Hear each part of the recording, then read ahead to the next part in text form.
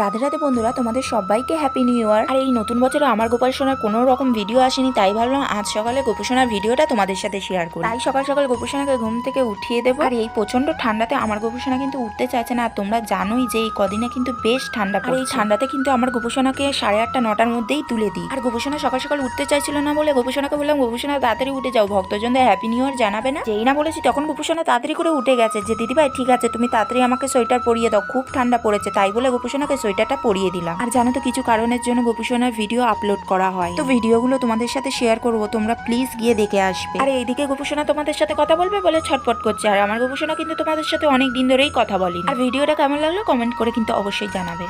বন্ধুরা, তোমাদের সবাইকে হ্যাপি নিউ ইয়ার। তোমরা নতুন বছরে অনেক ভালো থাকো।